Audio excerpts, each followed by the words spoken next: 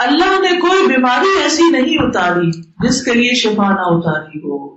ہر بیماری کا علاج موجود ہے. یہ الگ بات ہے کہ ہمیں پتہ نہ ہو یا کسی ڈاکٹر کو پتہ نہ ہو. اور نازل کرنے کا کیا مطلب ہے؟ بیماری آتی ہے تقدیر سے، تو بیماری اور شفا دونوں ہی تقدیر کا حصہ ہے. یعنی اگر بیماری تقدیر کا حصہ ہے تو شفا بھی تقدیر سے ہوتی ہے. اور جب کوئی دوا بیماری کے مطابق ہوتی ہے تو اللہ کے اذن سے شفا ہو جاتی ہے، لیکن بڑھاپے اور موت کا کوئی علاج نہیں ہے. حدثنا محمد بن المثنى حدثنا ابو احمد الزبيري حدثنا عمر بن سعيد بن ابي حسين قال حدثني عطاء بن ابي رباح عن ابي هريره رضي الله عنه عن النبي صلى الله عليه وسلم قال ما انزل الله داء الا انزل له شفاء. ابو ہریرہ رضی اللہ عنہ سے روایت ہے، نبی صلی اللہ علیہ وسلم سے روایت کرتے ہوئے کہتے ہیں کہ آپ صلی اللہ علیہ وسلم نے فرمایا ما انزل اللہ داء، نہیں اتاری اللہ نے کوئی بیماری، الا انزل له شفاء، مگر اللہ نے اس کے لیے شفا بھی اتاری ہے، یعنی اس کی شفا کا بھی انتظام کیا ہے. ایک اور روایت میں آتا ہے کہ تم بیماری کا علاج کرو لیکن حرام چیزوں سے دوا نہ کرو. یعنی علاج تو ہے لیکن حرام سے نہیں. یہاں اصل میں امام بخاری اس نظریے کی تردید کرنا چاہتے ہیں کہ بعض لوگوں کا خیال یہ ہے کہ جب بیماری آئے تو صرف صبر کرو اور اپنے آپ علاج نہ کرو اور بیماری پر راضی رہو. یعنی بعض صوفیاء کا یہ خیال ہے کہ بیماری بھی اللہ کے حکم سے آئی ہے تو پھر اس پر صبر کرو اور علاج نہ کرو کیونکہ آپ کو تکلیف پر اجر ملے گا. لیکن سنت کی پیروی میں اجر ملتا ہے، دین کی تعلیمات پر عمل کرنے میں اجر ملتا ہے. تو اس لیے یہاں پر آپ دیکھیے کہ رسول اللہ صلی اللہ علیہ وسلم کا یہ فرمانا کہ ہر بیماری کی شفا موجود ہے، دوا موجود ہے، تو پھر بیماری پہ راضی ہو کے بیٹھ نہ جاؤ، علاج کی کوشش کرتے رہو. اور علاج کے لیے ضروری ہے سب سے پہلے کہ بیماری کی تشخیص ہو، ڈائگنوز کی جائے کہ مرض ہے کیا، مرض کیوں ہوا ہے، اور پھر اس کے مطابق علاج کیا جائے.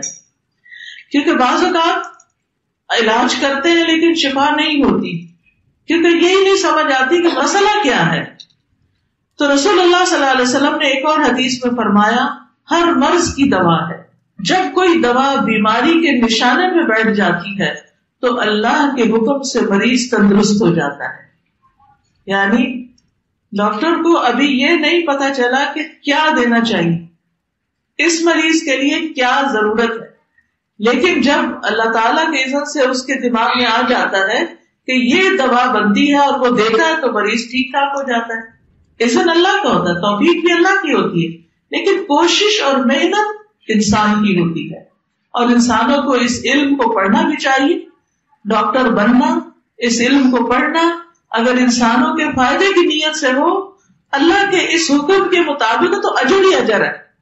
وہ جتنے سال اس میں لگائے گا، جتنا تھکے گا، جتنی محنت کرے گا، اور پھر جس طرح مریضوں کو دیکھے گا، ان کا دکھ دور کرے گا، تو یہ سارے کا سارا اللہ کے حکم کے مطابق ہے. کیونکہ نبی صلی اللہ علیہ وسلم کیا فرما رہے ہیں کہ ہر مرض کی دوا، اور جب کوئی دوا بیماری کے نشانے میں بیٹھتی ہے تو اللہ کے حکم سے مریض تندرست ہو جاتا ہے. تو اس کو ڈھونڈنے کی ضرورت ہوتی ہے. تو جیسا کہ پہلے میں نے عرض کیا کہ 2 طریقوں سے شفا ہوتی ہے، ایک ہے دوا سے اور دوسرا ہے دعا سے. تو بیماری جب ہو تو 2 چیزیں یاد رکھے، دعا اور دوا دونوں ہی کریں. اب آپ دیکھیے کہ دعائیں تو ہمیں وحی کے ذریعے معلوم ہوئی اور دوائیں جو ہیں یہ تجربات کے ذریعے بھی، اور کچھ نبی صلی اللہ علیہ وسلم نے بھی ہمیں بتائی ہیں. علاج کروانے کا ایک تیسرا طریقہ بھی لوگوں نے اختیار کر رکھا ہے. وہ کیا ہے؟ ایسا دم جھاڑ جو شریعت میں منع ہے، ایسے ٹوٹکے وغیرہ جس کا کوئی بنیاد نہیں ہے، یا محض وہم کی بنیاد پر علاج کرنا اور غیر شرعی طریقے اختیار کرنا. مثلا کوئی پیتل کا چھلا پہن لیتا ہے، کوئی دھاگا باندھ لیتا ہے، کوئی گرے لگا کے پہن لیتا ہے، کوئی چینز پہنتا ہے. یعنی اس قسم کے جو بھی طریقے ہیں جو غیر شرعی طریقے ہیں ان سے بچنا چاہیے. کسی قبر پہ جا رہے ہیں، اس کی مٹی اٹھا رہے ہیں، کوئی جسم پہ مٹی مل رہے ہیں، اس طرح کی چیزوں سے بچنا چاہیے. یہ غیر شرعی طریقہ ہے. شرعی طریقے سے دعا اور دوا دونوں کے ذریعے علاج کیا جا سکتا ہے، لیکن غیر شرعی طریقے سے علاج کرنے سے انسان کا ایمان بھی جاتا ہے اور اس کی آخرت بھی برباد ہو جاتی ہے. دنیا میں تو علاج کیا ہوگا، آخرت ہی گما بیٹھے. تو وہ طریقے جن میں شرک پایا جاتا ہو، جس میں اللہ کے علاوہ کسی اور سے کچھ مانگا جاتا ہو کہ آپ ہماری مدد کریں. جیسے کہ بہت سے لوگ جب بچے پیدا نہیں ہوتے تو کیا کرتے ہیں، کہاں لے جاتے ہیں، درگاہوں پہ لے جاتے ہیں، مزاروں پہ لے جاتے ہیں، اور پھر کہتے ہیں کہ انہوں نے ہمیں اولاد دی ہے. نعوذ باللہ. قرآن کیا کہتا ہے، یَهَبُ لِمَن یَشَاءُ إِنَاثًا وَيَهَبُ لِمَن یَشَاءُ الذُّکُورَ. جس کے لیے چاہتا ہے لڑکیاں دیتا ہے، جس کے لیے چاہتا ہے لڑکے دیتا ہے، اور جس کو چاہتا ہے بانٹ کر دیتا ہے، جس کو چاہتا ہے ملا کے دیتا ہے، دونوں دیتا ہے، اور جس کو چاہتا ہے بانٹ کر دیتا نہیں دیتا. یہ اس کی تقسیم ہے، یہ اس کی مرضی ہے، یہ اس کا فیصلہ ہے. لیکن اگر اللہ نے نہیں لکھا تو کسی دربار پہ جانے، کسی درگاہ پہ جانے سے اولاد نہیں ہوگی. اس سے بچنا چاہیے. پھر اس حدیث میں آپ دیکھیے کہ ما انزل اللہ داء، نہیں اتاری اللہ نے کوئی بھی بیماری. یہ حسی بیماری بھی ہو سکتی ہے، جسمانی بیماری بھی ہو سکتی ہے، اور روحانی بیماری بھی ہو سکتی ہے. یعنی کوئی نظر ہو سکتی ہے، کوئی جادو ہو سکتا ہے، کوئی مینٹل النس ہو سکتی ہے، کوئی ڈپریشن ہو سکتا ہے، انسان کو پریشان کرنے والی کوئی بھی چیز ہو سکتی ہے کہ جس کو النس کہیں گے. تو یہ ساری اللہ کے اذن یا تقدیر کا حصہ ہوتی ہے، اور ہر چیز کے پیچھے کوئی حکمت ہوتی ہے، کوئی وجہ ہوتی ہے. یعنی اللہ سبحانہ و تعالیٰ کے اذن سے جب کوئی بیمار ہوتا ہے تو یہ نہیں کہ اللہ تعالیٰ اس کو کوئی ظلم کرتا ہے، وہ اس لیے ہوتا ہے کہ اللہ تعالیٰ بعض اوقات اس بندے کو گناہوں سے پاک کرنا چاہتا ہے. بعض اوقات اس کے ذریعے سے اس کی آخرت کے درجات بلند کرتا ہے. کئی دفعہ ایسا بھی ہوتا ہے کہ انسان کا جو درجہ اللہ کے ہاں لکھا ہوا ہے وہ اپنے اعمال کی وجہ سے اس درجے تک نہیں پہنچتا، تو اللہ تعالیٰ اس پر کوئی آزمائش نہیں دیتے. کبھی ایسا ہوتا ہے کسی کو کوئی فریکچر ہو جاتا ہے، کسی کو کوئی ایسی بیماری اچانک آ جاتی ہے، اور وہ پھر اس میں صبر کرتا ہے تو وہ فوراً ایک دم اس کا گریڈ بہت اونچا چلا جاتا ہے جو عبادت سے حاصل ہونے والا نہیں تھا.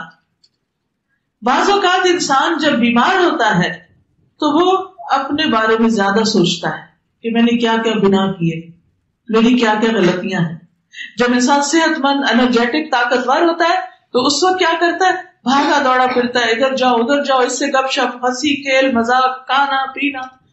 اس کو اللہ کی یاد کم آتی ہے. لیکن جب انسان بیمار ہو کے بستر پر پڑ جاتا ہے تو پھر اللہ کی یاد بہت آتی، پھر توبہ استغفار بھی بہت ہوتی، پھر دعائیں بھی بہت ہوتی. تو یہ سب چیزیں اس کے درجے بلند کرنے کا ذریعہ بن جاتی ہیں. پھر آپ دیکھیے کہ جس طرح بیماریاں دو طرح کی ہیں، علاج بھی دو طرح کے ہیں. جیسے شروع سے میں عرض کر رہی ہوں آپ کو، قرآن شفا ہے.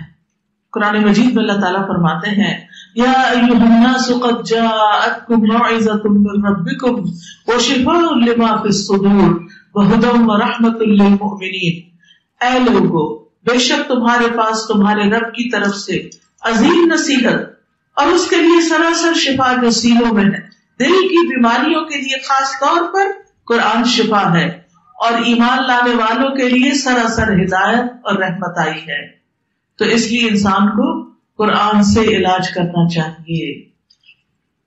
اور پھر اس میں یہ یاد رکھیے کہ تجربہ نہیں کرنا چاہیے کہ چلو ذرا کر کے دیکھتے ہیں ہوتا کہ نہیں علاج، بلکہ پورے یقین کے ساتھ علاج کرنا چاہیے.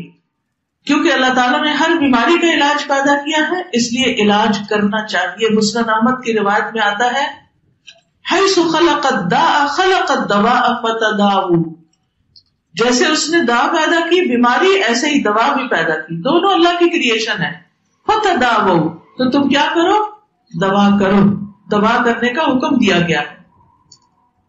اسامہ بن شریک کہتے ہیں میں نبی صلی اللہ علیہ وسلم کی خدمت میں پہنچا تو میں نے دیکھا کہ آپ کے صحابہ آپ کی مجلس میں ایسے بیٹھے ہوئے تھے گویا ان کے سروں پر پرندے بیٹھے ہیں، یعنی بہت ادب سے اور سکون سے بیٹھے ہوئے تھے. چنانچہ میں نے سلام کیا اور میں بیٹھ گیا. ادھر ادھر سے بدوی لوگ آئے، آرابی. انہوں نے پوچھا اے اللہ کے رسول صلی اللہ علیہ وسلم کیا ہم علاج کر لیا کریں؟ ہمیں اجازت ہے ہم علاج کریں؟ آپ نے فرمایا دوا استعمال کیا کرو. بلا شبہ اللہ نے کوئی بیماری ایسی پیدا نہیں کی مگر یہ کہ اس کی دوا پیدا کی ہے، سوائے ایک بیماری کے بڑھاپے کی، اس کی دوا نہیں ہے کوئی. پھر اسی طرح دوا سے شفا اللہ کے اذن سے ہوتی ہے، یہ بھی یاد رکھنا چاہیے. شفا ڈاکٹر کے ہاتھ میں نہیں ہوتی، اللہ کے ہاتھ میں ہوتی، اللہ کے اذن سے شفا ہوتی ہے. علاج کروانا اللہ کے حکم میں سے ہے. تو علاج کروانے کے کچھ اصول ہیں، یہ بھی یاد رکھیے. نمبر 1، اللہ کو شافی ماننا کہ اللہ ہی شافی. اللہم انت الشافی لا شفاء الا شفاؤک. ابراہیم علیہ السلام نے کہا تھا وَإِذَا مَرِضْتُ فَهُوَ يَشْفِينِ، جب میں بیمار ہوتا ہوں تو وہ مجھے شفا دیتا ہے، اور شفا اللہ کے ہاتھ میں ہے. نبی صلی اللہ علیہ وسلم جب دم کیا کرتے تھے تو یہ دعا پڑھتے تھے امسح البأس رب الناس بیدک الشفاء لا یکشف الکرب الا انت. اے لوگوں کے رب تکلیف دور کر دے، شفا تو تیرے ہی ہاتھ میں ہے، تیرے سوا درد کو کوئی دور کرنے والا نہیں، یعنی اس تکلیف کو دور کرنے والا اور کوئی نہیں. پھر اسی طرح حدیث میں آتا ہے کہ طبیب تو اللہ ہی ہے، یعنی اللہ تعالیٰ کا ایک نام الشافی ہے اور ایک الطبیب بھی ہے.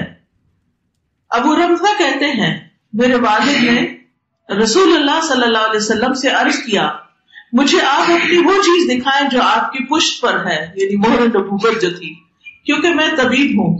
آپ نے فرمایا طبیب تو اللہ ہے بلکہ تو رفیق ہے، یعنی مریض کو تسکین اور دلاسا دیتا ہے. اس بیماری کا طبیب تو وہی ہے جس نے اس کو پیدا کیا ہے. تو اصل طبیب اور علاج کون کرتا ہے؟ اللہ ہی کرتا ہے. اللہ ہی بندوں سے تکلیفوں کو دور کرتا ہے. ایوب علیہ السلام کی بیماری کس نے دور کی تھی؟ اللہ سبحانہ وتعالیٰ نے. وَأَيُّوبَ إِذْ نَادَىٰ رَبَّهُ أَنِّي مَسَّنِيَ الضُّرُّ وَأَنْتَ أَرْحَمُ الرَّاحِمِينَ. اور ایوب علیہ السلام جب اس نے اپنے رب کو پکارا کہ بے شک مجھے تکلیف پہنچی ہے اور تو رحم کرنے والوں میں سب سے بڑھ کر رحم کرنے والا ہے، تو ہم نے اس کی دعا قبول کر لی. کیا دعا کی تھی انہوں نے؟ انی مسنی الضر وانت ارحم الراحمین. تو اللہ تعالیٰ نے ان کی دعا قبول کر لی، بس اس کی جو بھی تکلیف تھی دور کر دی، اور اس کے گھر والے اور ان کے ساتھ اس کی مثل اور عطا کر دیے اپنے پاس سے رحمت کے لیے، اور ان لوگوں کے لیے یاد دہانی جو عبادت کرنے والے ہیں. تو اللہ سبحانہ تعالیٰ جب انسان مصیبت کے وقت اس کو پکارتا ہے تو اللہ تعالیٰ بندوں سے مصیبت دور کر دیتا ہے. تو سب سے پہلے علاج کرواتے وقت دل میں کیا پکا یقین رکھنا ہے؟ شفا اللہ دیتا ہے. ڈاکٹر ایک وسیلہ ہے، ایک ذریعہ ہے، اس کو بھی یہ توفیق، یہ دماغ، یہ محنت، یہ سب کچھ، یہ سمجھ اللہ نے دی ہے. تو اللہ کے اذن سے شفا ہوگی. دوسری چیز کتاب اللہ سے علاج کرنا. ہم بعض اوقات صرف دوائیوں پر ڈیپینڈ کرتے ہیں جبکہ اللہ کی کتاب سے بھی شفا حاصل ہو سکتی ہے. سورۃ بنی اسرائیل میں اللہ تعالیٰ فرماتے ہیں وَنُنَزِّلُ مِنَ الْقُرْآنِ مَا هُوَ شِفَاءٌ وَرَحْمَةٌ لِّلْمُؤْمِنِينَ، اور ہم قرآن کے ذریعے سے وہ چیز نازل کرتے ہیں جو مومنوں کے لیے شفا اور رحمت ہے. حضرت عائشہ سے مروی ہے کہ رسول اللہ صلی اللہ علیہ وسلم ایک مرتبہ ان کے پاس تشریف لائے تو ایک عورت حضرت عائشہ کا علاج کر رہی تھی یا آپ کو دم کر رہی تھی. تو آپ نے فرمایا عالجیہا بکتاب اللہ، اس کا علاج کتاب اللہ کے ساتھ کرو، یعنی اللہ کی کتاب میں سے کچھ پڑھ کر اس کو دم کرو جس سے اس کا علاج ہو. اللہ کی کتاب میں وہ کون سا حصہ ہے جس کا نام ہی الشفا؟ ماشاء اللہ، سورۃ الفاتحہ. سورۃ الفاتحہ سے علاج کیا جانا چاہیے، کیونکہ ایک سفر میں صحابہ کرام نے ایک شخص جس کو بچھو نے کاٹ دیا تھا اس پر سورۃ الفاتحہ پڑھ کر دم کیا تو وہ درست ہو گیا. پھر سورۃ البقرہ سے علاج جیسے جادو وغیرہ کا، نظر کا، رسول اللہ صلی اللہ علیہ وسلم نے فرمایا سورۃ البقرہ پڑھا کرو کیونکہ اس کا پڑھنا باعث برکت ہے اور اس کو چھوڑ دینا باعث حسرت ہے. اس کے پڑھنے والے پر جادوگر قدرت نہیں پا سکتے.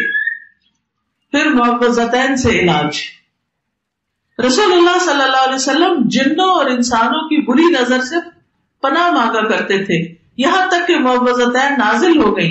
جب یہ صورتیں نازل ہو گئی تو آپ نے ان کو لازم پکڑ لیا اور ان کے سوا دوسروں کو چھوڑ دیا. تو قرآن کے یہ حصے خاص طور پر، پھر اسی طرح آپ نے دیکھی ہوگی کتاب منزل یا رقیہ جس کو بولتے ہیں، ان آیات میں بھی اس طرح کے معنی پائے جاتے ہیں کہ بیماری میں ان کو بھی پڑھا جا سکتا ہے. پھر سنت سے علاج، قرآن سے علاج اور سنت سے علاج. انبیاء علیہ السلام کو قلبی اور روحانی ادویات دی گئی ہیں. ابن قیم کہتے ہیں کہ وہ وحی جو اللہ اپنے نبیوں کو کرتا ہے اس میں ایسی چیزیں ہوتی ہیں جس میں لوگوں کے لیے شفا ہوتی ہے. اس میں وہ دوائیاں بھی ہوتی ہیں جو بیماریوں سے شفا دیتی ہیں. یعنی وحی کے ذریعے صرف ڈوز اینڈ ڈونٹ سے نہیں اترے، اس میں شفا کی باتیں بھی اتری ہیں. وہ کہتے ہیں وہ ایسی ہوتی ہے جن کی طرف بڑے بڑے ڈاکٹروں کی عقل نہیں پہنچ پاتی اور ان دوائیوں تک ان کے علوم، تجربات اور قیاسات نہیں پہنچ سکتے. اور وہ ادویہ قلبی اور روحانی ہیں. مثلا تھکاوٹ کے علاج کے لیے نبی صلی اللہ علیہ وسلم نے کیا نسخہ بتایا؟ رات کو سوتے وقت پیناڈول لے کے ساتھ 33 دفعہ سبحان اللہ، 33 دفعہ الحمدللہ، 34 بار اللہ اکبر. ڈر اور خوف دور کرنے کا نسخہ، جیسے بچے بھی ڈرتے ہیں نا، تو رسول اللہ صلی اللہ علیہ وسلم نے فرمایا جو رات سے خوف کھائے کہ وہ اسے پریشان کرے گی یا مال خرچ کرنے سے بخل کرے یا دشمن سے مقابلہ کرنے سے ڈرے تو چاہیے کہ وہ اس قول کی کثرت کر دے سبحان اللہ و بحمدہ. بس اتنا ہی ہے، سبحان اللہ و بحمدہ. یعنی جب آپ کو ڈر لگ رہا ہو، کبھی لگا ڈر، سب کو کبھی نہ کبھی لگتا ہے، جب ڈر لگے تو تسبیح شروع کر دے سبحان اللہ و بحمدہ. اور اللہ کا ذکر ویسے بھی بچاؤ ہے، یعنی دشمن سے بچاؤ کا ذریعہ ہے. جوڑوں کے درد کا علاج ہر جوڑ کا صدقہ ہے. نبی صلی اللہ علیہ وسلم نے فرمایا تم میں جو کوئی آدمی صبح کرتا ہے اس کے ہر جوڑ پہ صدقہ لازم ہوتا ہے. یعنی صبح ہم جب اٹھتے ہیں تو ہر جوڑ پہ صدقہ واجب ہو جاتا ہے کہ اس کا صدقہ نکالو. ہم عام طور پر صرف پیسے سے صدقہ نکالنا جانتے ہیں اور ہر ایک کے پاس پیسے تو نہیں ہوتے، تو پھر صدقہ کیا کرے؟ اشراق کے نفل، یعنی 2 نفل، ذرا دیر سے پڑھے تو 4، جلدی پڑھے تو اشراق. یہ 2 نفل جو ہیں یہ 360 جوڑوں کا صدقہ ہے. اسی طرح ہر مرتبہ سبحان اللہ کہنا صدقہ ہے، الحمدللہ کہنا صدقہ ہے، لا الہ الا اللہ کہنا صدقہ ہے، اللہ اکبر کہنا صدقہ ہے. تو آپ کیا پڑھ سکتے ہیں؟ ایک تسبیح کر لیں سبحان اللہ والحمدللہ ولا الہ الا اللہ واللہ اکبر، ٹھیک ہے. اور اگر ولا حول ولا قوت الا باللہ بھی پڑھے تو بہت اچھا ہے، لیکن اتنا کہنا بھی کافی ہے. اسی طرح زہریلا جانور اگر کوئی ڈنگ مار جائے تو اس کے بارے میں آتا ہے، حضرت علی سے روایت ہے کہ نبی صلی اللہ علیہ وسلم کو بچھو نے ڈس لیا اور آپ نماز پڑھ رہے تھے.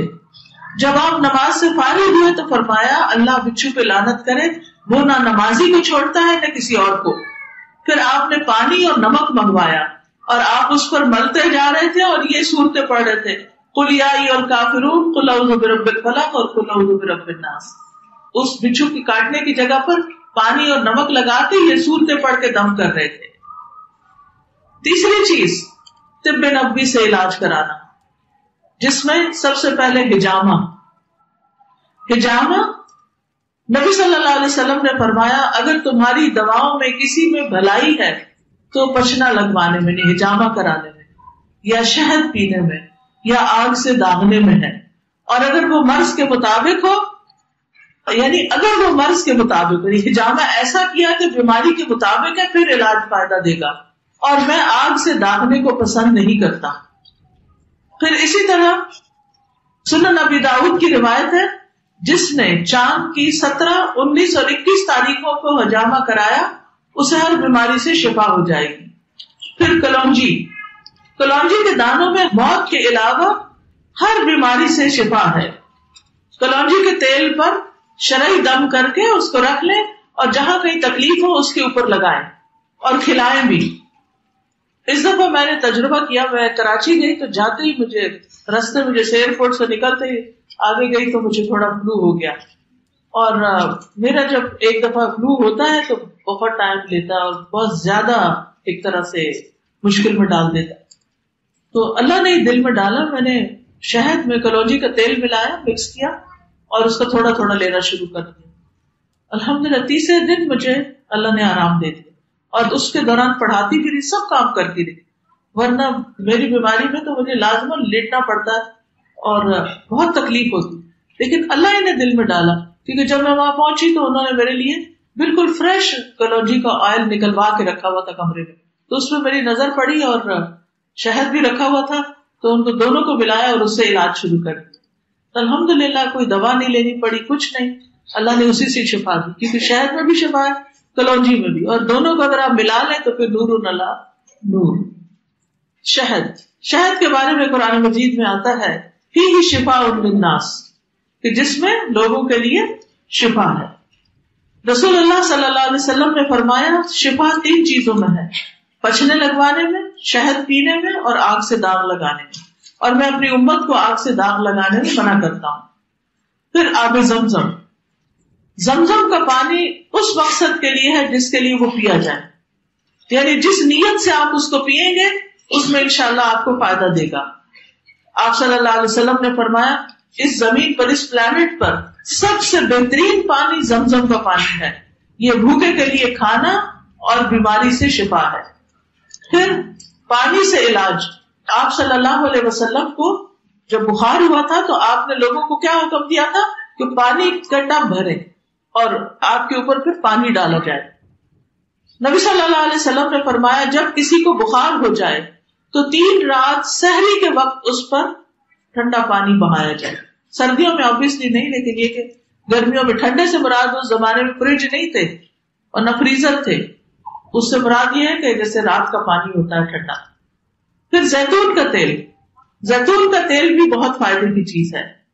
نبی صلی اللہ علیہ وسلم نے فرمایا زیتون کھاؤ اور اس کو لگاؤ، بے شک یہ مبارک درخت سے ہے، یعنی زیتون پی بھی سکتے ہیں، خصوصاً جن کو ڈرائی کاف ہوتی ہے، اگر تھوڑا سا صبح نہار ہو زیتون کے تیل کی چمچی چائے والی اگر پی لے تو الحمدللہ گلے کو سکون بھی ملتا ہے اور خشکی بھی دور ہو جاتی ہے، کھانسی کو بہت فائدہ دیتا ہے۔ پھر بیری کے پتوں سے علاج، خاص طور پر اگر نظر لگ جائے یا ویسے ہی بیماری ہو کوئی، تو بیری کے 7 پتے لے کر تازہ فریش، آپ کے شہر میں بیری ہوتی ہے؟ ہاں، ایک ہوتا ہے بیر نہیں، بیری، جو چھوٹے بیر ہوتے ہیں نا، اس کے پتے کم از کم 7 پتے لے لیں، اگر زیادہ بھی لے لیں کوئی حرج نہیں، لیکن کم سے کم 7 پتے ہونے چاہیے اس کے۔ ان کو آپ کوٹ لیں یا پیس لیں۔ آپ یہ بھی کر سکتے ہیں کہ پلاسٹک کا وہ ہوتا ہے نا لفافہ، اس کے اندر رکھ کے اس کو ڈبل کر کے اس کے اوپر سل کا بٹا جو ہوتا ہے یا کوئی بھی ایسی چیز، اس سے آپ مارتے جائیں تو وہ سارا کرش ہو جاتا ہے۔ اصل میں اس کو کرش کرنا ہوتا ہے پتوں کو، پھر اس کو پانی میں ملا دیں۔ آپ اس کا جوشاندہ بھی بنا سکتے ہیں، ابال بھی سکتے ہیں، اس سے سارا رس نکل آتا ہے۔ اور اگر نہیں ابالنا چاہتے تو بھی وہ پانی کے اندر ایسے ہی ہے جیسے آپ لیمو پانی بناتے ہیں نا، تو کچھ لوگ اس میں منٹ پودینہ ڈال دیتے ہیں، تو اسی طرح وہ کچھ اور نہیں ڈالنا، خالی پانی کے اندر پتے کوٹ کے وہ ڈال دینے، اور پھر اس کے بعد اس پر آیت الکرسی، سورۃ الفاتحہ، تینوں کل یہ پڑھ لیں، یعنی سورۃ فاتحہ سے شروع کر لیں، آیت الکرسی پڑھیں اور تینوں کل پڑھ لیں، بس اتنا بھی کافی ہے۔ اور اگر لمبا رقیہ پڑھنا چاہیں تو وہ بھی پڑھ سکتے ہیں، وہ اونچی آواز میں پڑھ کے اس پر دم کر لیں، اسی پانی میں سے 3 گھونٹ پی لیں، 3 سانس جیسے ہوتا ہے نا، پیتے ایک پیتے دوسری دفعہ تیسری دفعہ، صرف نہیں، پیٹ بھر کے پی لیں آپ بے شک۔ اور یہ بھی ہو سکتا ہے کہ وہ پتے چھوٹے چھوٹے گلے میں آئے تو آپ اس کو چھان کر بھی پی سکتے ہیں، اور باقی جو پانی ہے اس کو زیادہ بالٹی میں ملا کر غسل کر لیں، یعنی نہانے میں اس کو استعمال کر لیں. آپ یہ بھی کر سکتے ہیں کہ جب نہا چکے تو آخر میں سارے جسم کو اس پانی سے دھو لیں. تو یہ بھی جس بیماری کے ختم ہونے کی نیت سے آپ کریں گے، ہر ایک کی بیماری الگ ہوتی ہے نا، تو یہ صرف کسی ایک خاص بیماری کے لیے نہیں، کسی بھی بیماری کے لیے فائدہ مند ہے. اور یہ ان لوگوں کے لیے بھی فائدہ مند ہے جن کو جادو کی وجہ سے، جن ہسبینڈ وائف کے بیچ میں تعلقات ٹھیک نہ ہو اور ان کو مشکل پیش آ رہی ہو. کوئی بات نہیں، کچھ نہیں ہوتا، کیونکہ وہ تو یعنی قرآن تو بیچ میں نہیں آیا نا، وہ تو اس کا اثر آئے. پھر اسی طرح جنگلی بکری کے گوشت سے علاج، پھر عود ہندی سے، پھر تلبینہ، مہندی. نبی صلی اللہ علیہ وسلم کو اگر کہیں زخم ہوتا یا کانٹا چبھ جاتا تو آپ زخم والی جگہ پر مہندی لگا لیتے تھے، تو اس سے وہ اس کو صاف کر دیتی. لیکن ممنوع ہے کچھ علاج، جیسے شرکیہ دم، شرکیہ چیزیں. پھر اسی طرح حرام ادویات، حرام میں شفا نہیں، حرام بذات خود بیماری کا باعث ہوتا ہے.